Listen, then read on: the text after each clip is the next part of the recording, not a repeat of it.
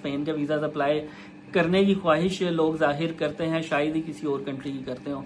और जब इतने ज़्यादा लोगों की ख्वाहिश हो कि सिर्फ उन्होंने स्पेन का वीज़ा अप्लाई करना है, तो उस हवाले से बहुत सारे लोगों के क्वेश्चंस भी होते हैं कि स्पेन का वीज़ा पाकिस्तान में अप्लाई कैसे किया जाता है, उसका क्या, कहाँ जाके अपनी एप्लीकेशन सबमिट करवा सकते हैं, इसका इंटरव्यू होता है या नहीं होता है, इसकी एम्बेसी फीस जो है वो कितनी है, वीज़ा रेशो कितनी है और इस पे प्रोसेसिंग टाइम जो है वो कितना लगता है।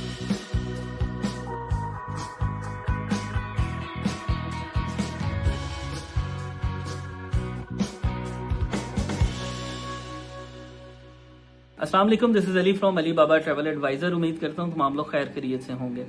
स्पेन का वीज़ा पाकिस्तान में बहुत ज़्यादा अप्लाई होता है क्योंकि ये शेंजन का वो कंट्री है जिसने पिछले तकरीबन 6 से 7 साल में पाकिस्तानीज़ को बहुत ज़्यादा वीज़ा दिए हैं। कोविड से पहले भी बहुत ज़्यादा वीज़ा इसके मिलते थे, लेकिन लोगों का रुझान बाकी शेंजन कंट्रीज़ की तरफ भी बहुत ज़्यादा था। लेकिन आफ्टर कोविड बहुत ज़्यादा लोगों का रुझान स्पेन की तरफ हुआ। उसकी रीज़न ये थी कि कोविड के बाद पहला ऐसा कंट्री था जिसने अपनी अपॉइंटमेंट्स को ओपन किया और लोगों को ये मौका दिया कि वो इसका वीज़ा जो है वो अप्लाई कर सकें। चूँकि ये एक टूरिज्म फ्रेंडली कंट्री है, मैड्रिड है, बार्सिलोना है और बहुत सारे इसके एरियाज़ हैं जहाँ पे लोग जाना पसंद करते हैं, घूमना फिरना पसंद करते हैं। और पाकिस्तानी इसकी एक मोस्ट फेवरेट डेस्टिनेशन है ये यूरोप में। इसी वजह से इसकी जो डिमांड है वीज़ा अप्लाई करने की वो बहुत ज़्यादा है। अनलाइक अदर कंट्रीज़ के भी वीज़ाज पाकिस्तान में अप्लाई होते हैं, लेकिन जितने ज़्यादा स्पेन के वीज़ाज अप्लाई करने की ख्वाहिश लोग जाहिर करते हैं, शायद ही किसी और कंट्री की करते हो।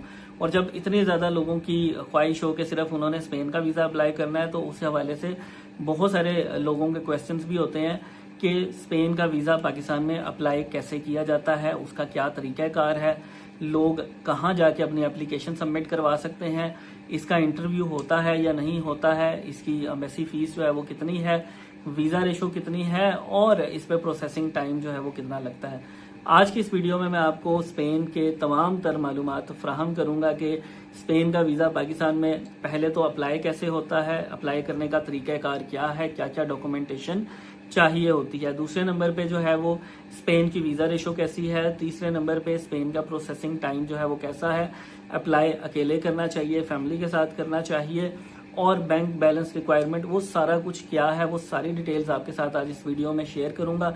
वो तमाम लोग जिन्होंने अभी तक चैनल सब्सक्राइब नहीं किया हुआ, चैनल सब्सक्राइब कर लें।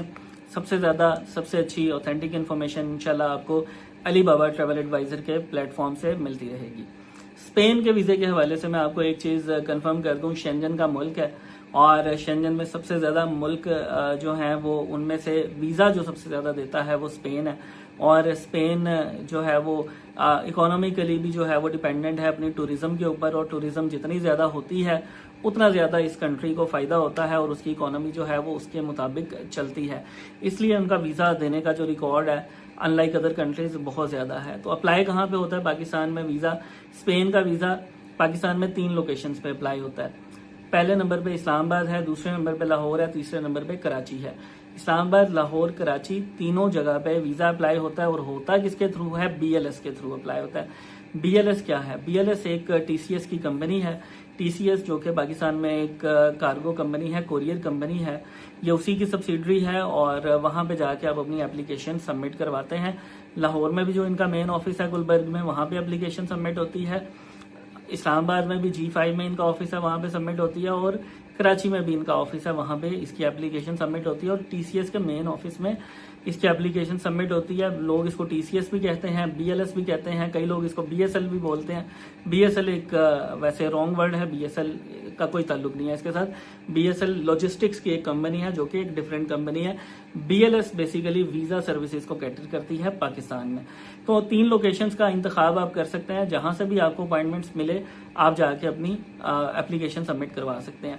बड़ा अहम क्वेश्चन एक जो लोग करते हैं इसके हवाले से कि क्या हम कराची जाके एप्लीकेशन सबमिट करवा सकते हैं? हमारा सारा कुछ पंजाब में है, अपना कारोबार पंजाब में है, जॉब पंजाब में है, बैंक अकाउंट्स वगैरह पंजाब में है, रिहाइश पंजाब में है, तो क्या हम कराची जाके सबमिट करवा सकते हैं? इसका कोई मसला नहीं है। चाहे आपका ताल्लुक KPK से है, चाहे आपका ताल्लुक पंजाब से है, चाहे आपका बलोचिस्तान से, चाहे आपका सिंध से है, चाहे कश्मीर से है, गिलगित से है, कहीं से भी है, आप पूरे पाकिस्तान में जहां पे आपको इसकी अपॉइंटमेंट मिलती है, चाहे कराची में मिलती है, वहां जाके अपनी एप्लीकेशन सबमिट करवा सकते हैं, इसमें कोई मसला नहीं है। इस्लामाबाद वाले लाहौर आके भी जमा करवा सकते हैं, लाहौर वाले इस्लामाबाद जाके भी जमा करवा सकते हैं, इस्लामाबाद वाले कराची जा सकते हैं, लाहौर वाले कराची भी जा सकते हैं, और कराची वाले इवन लाहौर आके भी जमा करवा सकते हैं, कोई रोक टोक नहीं है। वो क्यों नहीं है? क्योंकि BLS TCS एक मीडिएटर कंपनी है, यानी बीच में एक कंपनी है जो कि सिर्फ आपकी एप्लीकेशन लेके इस्लामाबाद में जो स्पेन एम्बेसी मौजूद है वहां पे आपकी एप्लीकेशन को, उनका काम है ड्रॉप करना और वहां से आपके पासपोर्ट को वापस लेके आना। वो सिर्फ इतनी सर्विसेज प्रोवाइड करती है। वीजा देने में या ना देने में BLS का, TCS का कोई किरदार नहीं है। उनका काम सिर्फ एज अ कोरियर है कि उन्होंने आपके डॉक्यूमेंट्स लेने हैं, आपकी एप्लीकेशन लेनी है, एम्बेसी तक पहुंचानी है और एम्बेसी ने आपको से आपकी एप्लीकेशन वहां से वापस ला के देनी है। तो चाहे आप कराची में जमा करा दें तो भी केस आपका इस्लामाबाद एम्बेसी में प्रोसेस होगा, आप लाहौर में जमा कराएं तो भी इस्लामाबाद एम्बेसी में प्रोसेस होगा, आप इस्लामाबाद TCS में जमा करवाएं तो भी आपका केस जो है वो इस्लामाबाद एम्बेसी में प्रोसेस होगा, जो कि स्पेन की एम्बेसी वहां पे रमना 5 इनक्लेव में मौजूद है। अब बात करते हैं डॉक्यूमेंटेशन की। सिंपल शेंजन के जो डॉक्यूमेंटेशन है वही इसके अंदर चाहिए होते हैं। रेशो अच्छी है तो ट्रैवल हिस्ट्री इसमें कम भी हो तो कोई मसला नहीं होता। 3 से 4 ममालिक की ट्रैवल हिस्ट्री पे भी आप इसका वीजा अप्लाई कर सकते हैं। इनफैक्ट लोगों की जिनकी जॉब्स बहुत अच्छी हैं, गवर्नमेंट ऑफिसर्स हैं या अच्छे स्केल पे हैं या प्राइवेट भी अच्छी जॉब कर रहे हैं, तो उनको फ्रेश पासपोर्ट पे भी वीजे मिले हैं। सिंगल एप्लीकेंट्स को भी वीजाज मिले हैं और फैमिली को भी जो है वो वीजाज मिलते हैं। तो स्पेन इस लिहाज से बहुत अच्छा है कि फैमिली वीजा भी दे देता है और साथ में जो है वो आपको सिंगल भी वीजा दे देता है। आपने अगर अप्लाई करना है तो आपके पास डॉक्यूमेंट्स में आपका पासपोर्ट जो कि वैलिड होना चाहिए कम से कम 6 महीने के लिए।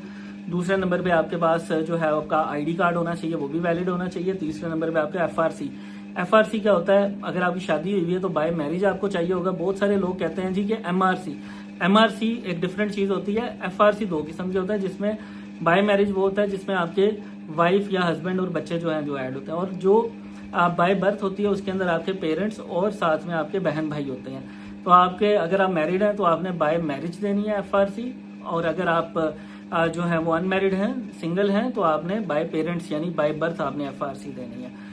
FRC के साथ साथ आपको जो अगला डॉक्यूमेंट चाहिए वो आपका सोर्स ऑफ इनकम है। आप अगर जॉब कर रहे हैं जॉब लेटर और सैलरी स्लिप्स दे सकते हैं 6 मंथ्स की। इसके अलावा अगर आप बिजनेस कर रहे हैं तो आप NTN और टैक्स रिटर्न दे सकते हैं 2 साल की विद 6 मंथ्स की बैंक स्टेटमेंट। मिनिमम बैलेंस की रिक्वायरमेंट 15 से 20 लाख रुपए है पर एप्लीकेंट। अगर आपके अकाउंट में 15 से 20 लाख मौजूद हैं तो आप इसका वीजा जो है वो अप्लाई कर सकते हैं। यही सिंपल डॉक्यूमेंट्स हैं, तस्वीरें लगती हैं, कोई एक्स्ट्रा डॉक्यूमेंटेशन जो है वो इसमें नहीं एक्सेप्ट करती स्पेन की एम्बेसी। बिजनेसमैन के पास अगर चैम्बर ऑफ कॉमर्स के डॉक्यूमेंट्स हैं तो अच्छी बात है, अगर नहीं है तो भी कोई मसला नहीं है, आप जो है ना वो उसके बगैर भी वीजा अप्लाई कर सकते हैं खाली NTN और टैक्स रिटर्न्स के साथ। और 2 साल की रिटर्न्स को अब मैंडेटरी कर दिया गया। किसी टाइम पे वो नहीं ले रहे थे लेकिन अब वो दोबारा से ले रहे हैं, तो आपने अपनी टैक्स की रिटर्न्स प्रोवाइड करनी है। एक सबसे अहम सवाल जो कि वीडियो में मैं आपको बताना चाहूंगा तमाम शेंजन वीजाज के हवाले से, आप लोगों ने याद रखना है कि जो टैक्स की रिटर्न आप शेंजन वीजा के लिए देते हैं और अगर आपकी बैंक स्टेटमेंट जो है वो उसके अंदर कोई डिफरेंस है और जो कि टैक्स की रिटर्न से मैच नहीं होती, इससे कोई फर्क नहीं पड़ता, कोई मसला नहीं होता। शेंजन वीजा टैक्स रिटर्न्स के कम या ज्यादा होने से जो है वो उसका कोई फर्क नहीं है। आप जो है वो दोनों अपनी जो टैक्स की रिटर्न्स हैं वो लगा के सबमिट करवा सकते हैं, किसी की तरह का कोई मसला नहीं होगा। तो टैक्स की रिटर्न्स आपने प्रोवाइड करने एज अ बिजनेसमैन। आपने एप्लीकेशन जमा करवानी है, 90 यूरो इसकी जो है वो फीस है। 90 यूरो पर एडल्ट, यानी जिनकी एज 12 साल से ज्यादा है उनकी 90 यूरो फीस है। 6 से 12 साल वालों की जो फीस है एम्बेसी फीस वो तकरीबन 45 यूरो है और 6 साल से कम वालों की कोई फीस नहीं है और इवन उनकी अपॉइंटमेंट की भी आपको लेने की जरूरत नहीं होती। अपॉइंटमेंट आप बुक करवाते हैं 25 से 30 दिन बाद तक की आपको अपॉइंटमेंट मिलती है। इसकी जो सबसे अहम सवाल होता है लोगों का, जी लोगों का प्रोसेसिंग टाइम क्या है, किसका वीजा कितने दिन में आया। इसका वीजा का जो प्रोसेसिंग टाइम है ये 40 दिन भी हो सकता है, 140 दिन भी हो सकता है। क्यों? डिपेंड करता है आपके ट्रैवल प्लान पे। अगर आपने एप्लीकेशन सबमिट करवाई है और आपका ट्रैवल प्लान 40 दिन बाद का है तो फॉर श्योर अगर आपको वीजा मिलना है 40 दिन से पहले आपको पासपोर्ट मिल जाएगा। इसी तरह अगर आपने 120 दिन बाद, 140 दिन बाद, 6 महीने बाद का ट्रैवल प्लान दिया है, चाहे आपका वो रिपीट वीजा है, आपको जो पासपोर्ट मिलेगा वो आपके ट्रैवल करने से 5-7 दिन पहले ही मिलेगा, उससे पहले नहीं मिल सकता। तो इसका जो प्रोसेसिंग टाइम है वो ये है।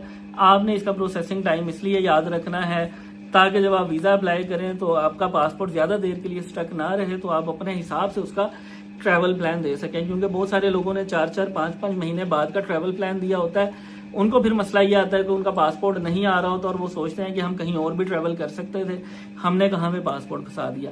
ये सारी चीज़ें जो है ना वो आप लोगों ने याद रखनी है। प्रोसेसिंग टाइम के हवाले से रेशो इसकी बहुत अच्छी है, चाहे आप सिंगल अप्लाई करें, चाहे आप फैमिली का वीज़ा अप्लाई करें, और इसमें जो अपॉइंटमेंट है वो भी तकरीबन 20 से 25 दिन या मैक्सिमम 30 दिन के अंदर अंदर की आपको अवेलेबल होती है। पूरे पाकिस्तान में तीनों सेंटर्स में से कहीं पे भी जाके आप एप्लीकेशन सबमिट कर सकते हैं, कोई मसला नहीं होगा। और डॉक्यूमेंट्स बिल्कुल सिंपल हैं, कोई एक्स्ट्रा डॉक्यूमेंट नहीं ले रही स्पेन एम्बेसी। ये भी आपको बड़ी अहम बात बता रहा हूँ, क्योंकि लोग अपने डॉक्यूमेंट्स के साथ प्रॉपर्टी के डॉक्यूमेंट्स, अपने गाड़ियों के डॉक्यूमेंट्स, अपने क्रेडिट कार्ड्स और पता नहीं क्या क्या लगाते हैं, वो चीज़ें आपको लगाने की ज़रूरत नहीं है। ये सारी चीज़ें हमने याद रखनी है। स्पेन का वीज़ा इस तरीके से पाकिस्तान में अप्लाई होता है। मजीद मालूमात के लिए जो है ना वो आप हमारे दिए गए नंबर्स के ऊपर आप रब्ता कर सकते हैं, जो कि डिस्क्रिप्शन में मौजूद है। अपना ख्याल रखिएगा, बहुत शुक्रिया, खुदा हाफिज़।